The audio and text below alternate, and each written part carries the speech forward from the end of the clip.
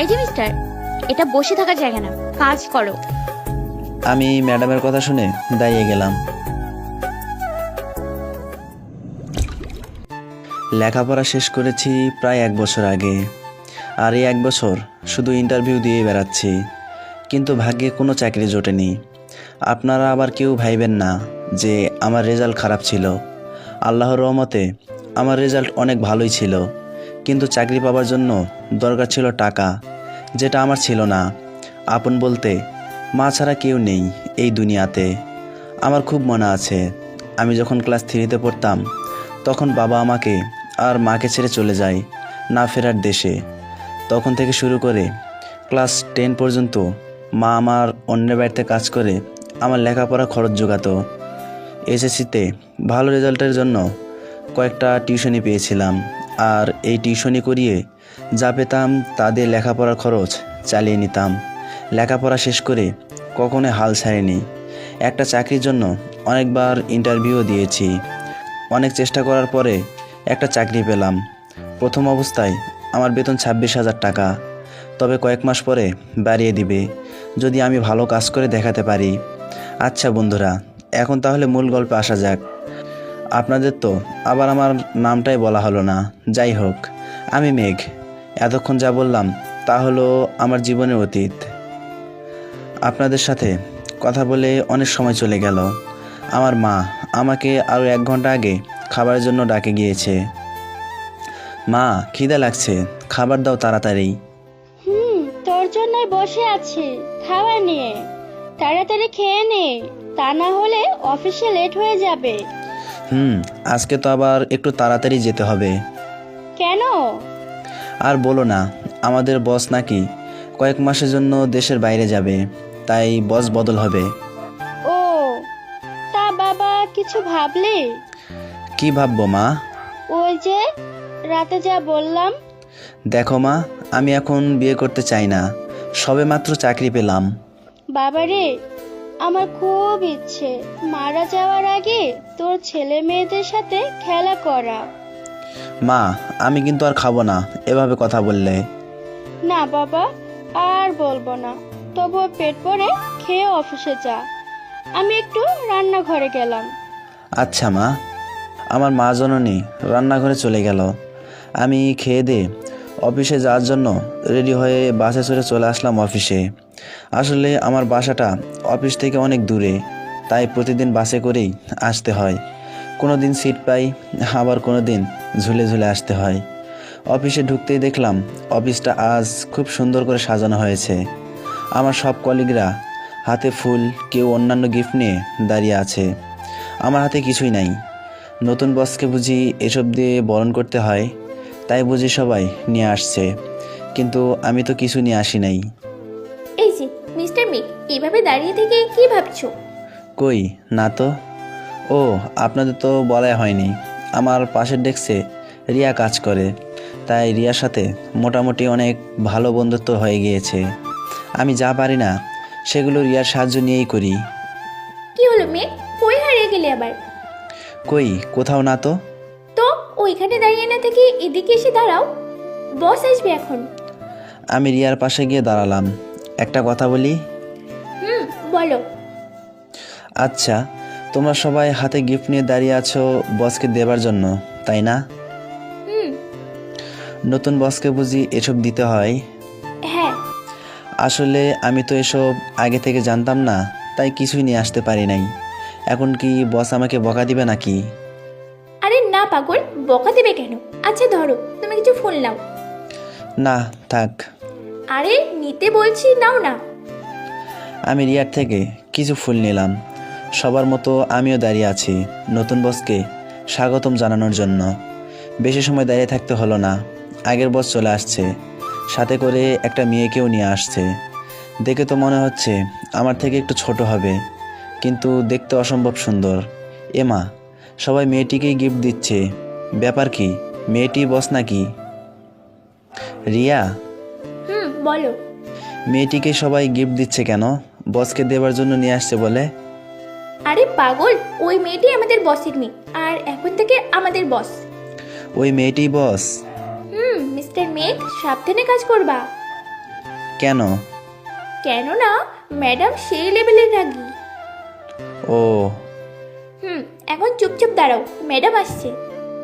Madam আমার কাছে আসতেই আমার হাতে থাকা ফুলগুলো ম্যাডামকে দিলাম আর বললাম, স্বাগতম। আমার স্বাগতম জানানোর ভঙ্গিটা হয়তো ম্যাডামের পছন্দ হয়নি, তাই আমার দিকে কেমন একটা রাগের লুক নিয়ে তাকিয়েছিল। সবাই এখন গোলাকার আকারে ম্যাডামের কাছে দাঁড়িয়ে গেল। এবার আমাদের আগের বস সবার নাম বলে বলে ম্যাডামের কাছে পরিচয় করে দিচ্ছিল। সবার শেষে আমার নাম বলে পরিচয় করে দিল বস।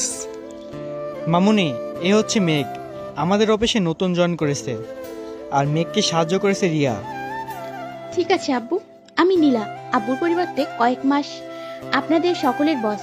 যাই হোক, সবার সাথে পরিচয় হওয়া তো শেষ, সবাই সবার কাজে মনোযোগ দাও। বস ম্যাডামকে তার চেয়ারে বসে দিয়ে চলে গেলেন। সবাই যে যার মতো কাজ করছে। আমার হাতে তেমন কোনো কাজ না থাকায় বসে আছি। কখন যে ম্যাডাম আমার পাশে আসছে বুঝতেই পারি নাই। এই যে মিস্টার, এটা বসে থাকার জায়গা না, কাজ করো। আমি ম্যাডামের কথা শুনে দাঁড়িয়ে গেলাম। সরি ম্যাডাম, আসলে আমার হাতে তেমন কোনো কাজ নেই, তাই বসেছিলাম। আমার কথা শুনে ম্যাডাম মনে হয় আরও রেগে গেলেন। কাজ নেই, অন্যদের থেকে কাজ নিয়ে করবে। আসলে ম্যাডাম, আমি নতুন জয়েন করছি তো তাই। তাই কি? হ্যাঁ, তোমাকে এখানে বসে থাকার জন্য বেতন দিয়ে রাখা হয়নি। Sorry madam. ম্যাডাম চলে গেলেন, সাথে কিছু ফাইলও দিয়ে গেলেন চেক করার জন্য। কি আর করার, ফাইলগুলো চেক করতে লাগলাম আর ভাবতে লাগলাম বাবা কত ভালো, আর মেয়েটা কিভাবে এত রাগী হলো।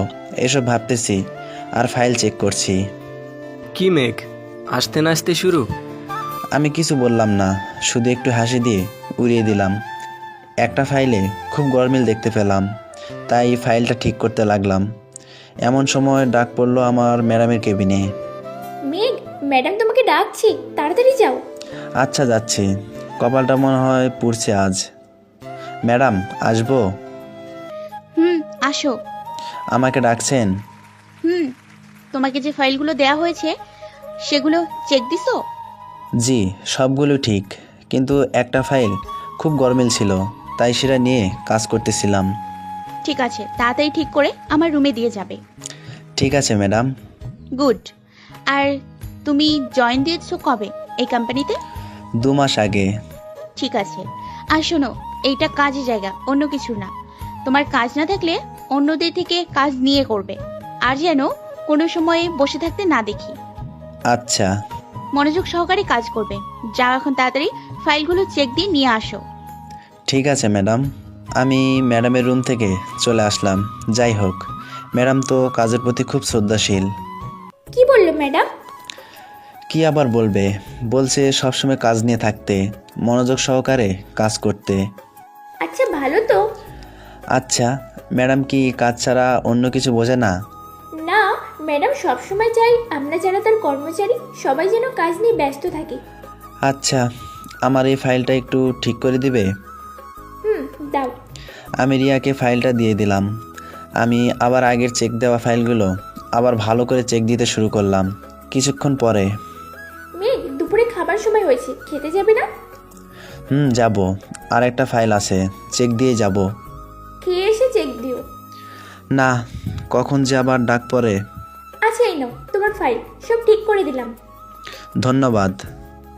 ওই ফাইলটা দাও, আমি চেক দিয়ে দিচ্ছি। না থাক, আমি পারবো। আচ্ছা, তাড়াতাড়ি চেক দাও, খেতে যাব। আচ্ছা, তুমি যাও, আমি আসতেছি। আরে না, একসঙ্গেই যাব। আচ্ছা। কাজ শেষ করে রিয়ার সাথে খেতে গেলাম। খাওয়া শেষ করে ফাইলগুলো ম্যাডামের কেবিনে পাঠিয়ে দিলাম। একটু পরে আবার ডাক পড়লো ম্যাডামের রুমে। কি আর করার, ম্যাডামের কেবিনে যেতে হবে। ম্যাডাম, আসতে পারি? আসো। এই ফাইলটা এত কাটাকাটি কেন?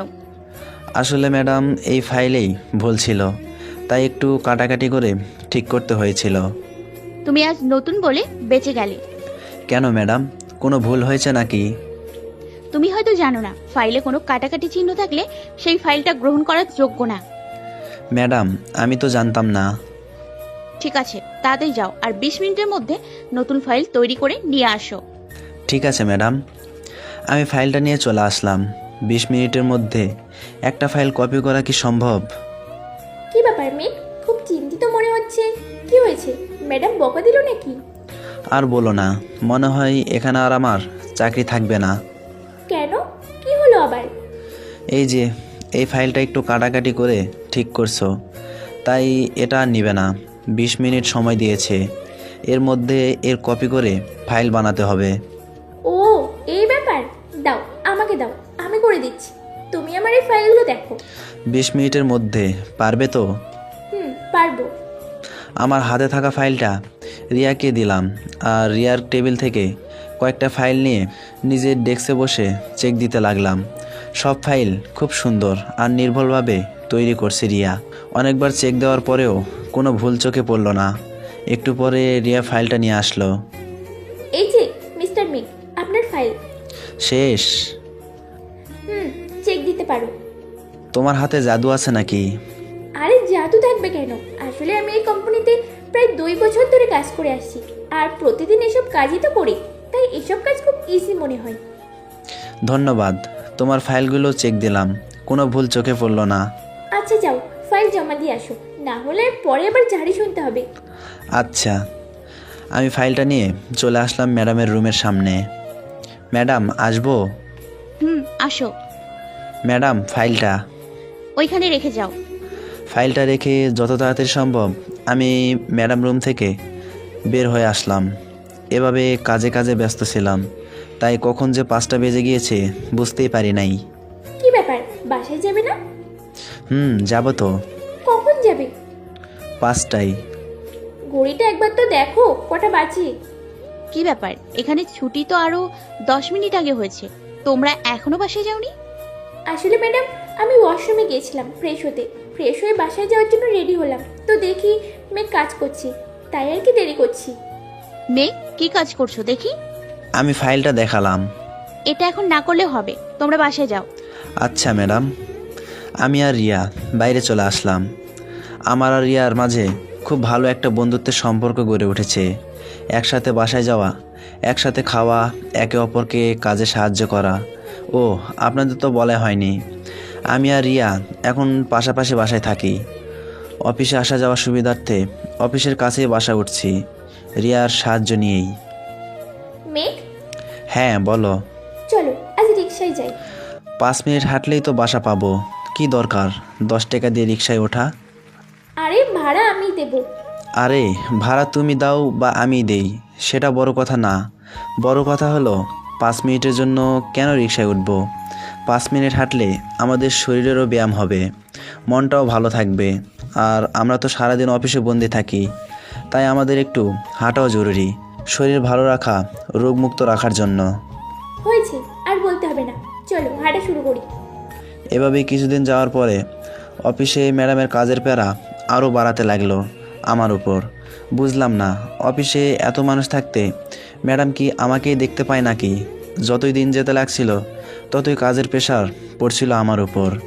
এইদিকে রিয়াও আমাকে সাহায্য করতে গিয়ে ম্যাডামের কাছে ধরা খেয়ে যায়। এভাবে যতই দিন যাচ্ছিল ততই কাজের চাপ বাড়তেছিল আমার উপর। কিছু তো করার নাই, গরিব হয়ে এখন জন্ম নিয়ে ফেলছি, তখন তো কাজ করতে হবে। তাও আবার অনেক কষ্ট করে একটা চাকরি জোগাড় করছি, তাই নীরবে সব কাজ করতেছি। কয়েকদিন পরে